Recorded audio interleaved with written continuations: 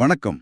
ஒரு புது வேலைக்கு போகலாமா இல்ல இருக்கிற இடத்த விட்டு வேற எங்கேயாவது மாறலாமான்னு ஒரு பெரிய குழப்பத்துல நீங்க இருக்கிறீங்கன்னு நினைக்கிறேன். ம் இது நிறைய பேர் சந்திக்கல ஒரு முக்கியமான காலகட்டம். ஆமா, இந்த மாதிரி நேரத்துல ஒரு முடிவு எடுக்கிறது ரொம்ப கஷ்டம்.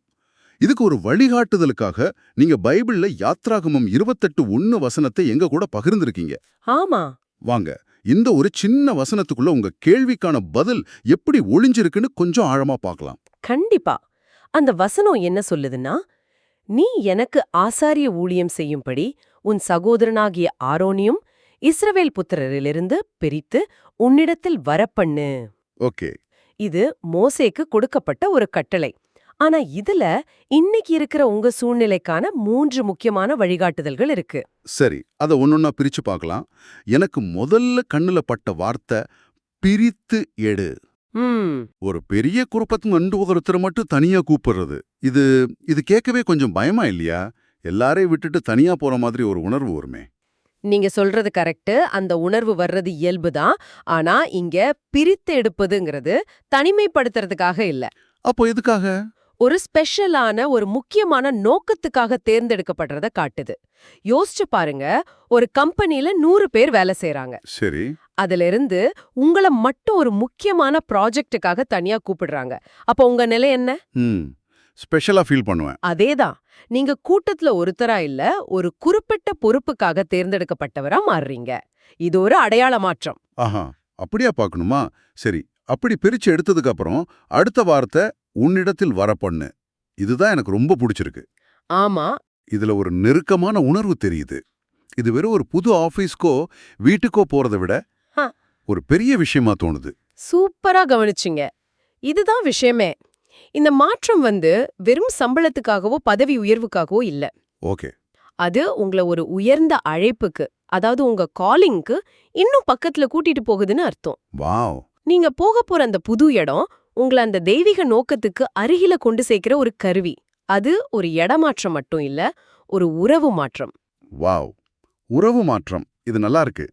சரி, அப்ப 3வது பாயிண்ட் ஆசாரிய ஊழியம். ம் இது கேட்க ரொம்ப பெரிய வார்த்தையா இருக்கே. நான் பார்க்கறது ஒரு சாதாரண டெக் வேலை இல்ல ஒரு அக்கவுண்டிங் வேலை. அதை எப்படி இவ்வளவு புனிதமான ஊழியம்னு சொல்றது? நல்ல கேள்வி. நிறைய பேருக்கு இந்த சந்தேகம் வரும். இங்க ஆசாரியர்ங்கிற வார்த்தைய நேரடியா எடுத்துக்க வேண்டாம். சரி. ஆரோன் அதுவரைக்கும் ஒரு சாதாரண மனுஷன்தான்.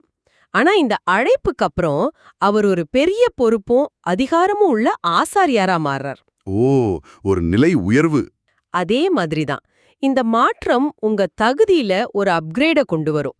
இதுக்கு முன்னாடி நீங்க செஞ்சது ஒரு ஜாபா இருக்கலாம். ஆனா இனிமேல் செய்ய போறது உங்களுக்கு கொடுக்கப்பட்ட ஒரு மிஷன், ஒரு புதிய அத்தாரிட்டி. புரியுது. உங்க பங்களிப்பு இன்னும் முக்கியமானதா மாறப்போகுதுன்னு சொல்றீங்க. கரெக்ட். கேட்க நல்லா இருக்கு. ஆனா இந்த புதிய அதிகாரம் பெரிய பொறுப்புன்னு எல்லாம் கேட்கும்போது மனசுக்குள்ள ஐயோ இதுக்கெல்லாம் சரிப்பட்டு வருமேனா அப்படிங்கிற பயம் இயல்பாவே வருமே. நிச்சயமா வரும். ஒருவேளை ஆரோனுக்கே அந்த பயம் வந்திருக்கலாம், அதுல சந்தேகமே இல்ல. அது எப்படி சமாளிக்கிறது? இங்க முக்கியமான விஷயம் என்னன்னா, இந்த தேர்வு செஞ்சது யாரு? கடவுள். அவர் உங்களை தேர்ந்தெடுத்தா அதுக்கான தகுதியையும் அவரே கொடுப்பார். ம், இதுக்கு ஒரு சூப்பரான அதே அதிகாரத்துல இருக்கு. ஆரோன ஆசாரியரா தேர்ந்தெடுத்ததுக்கு அப்புறம் அவருக்கு பரிசுத்த வஸ்திரங்கள் கொடுக்கப்பட்டுச்சு. பரிசுத்த வஸ்திரங்களா? அதுக்கு என்ன அர்த்தம்? அதுக்கு என்ன அர்த்தம்னா, அந்த புது பொறுப்புக்கு தேவையான திறமை, ஞானம், தைரியம் எல்லாத்தையும் அவரே உங்களுக்கு கொடுத்து உங்கள முழுசா ரெடி பண்ணுவார். ஆக மொத்தம் இந்த ஒரு வசனம் சொல்ற செய்தி இதுதான் நினைக்கிறேன்.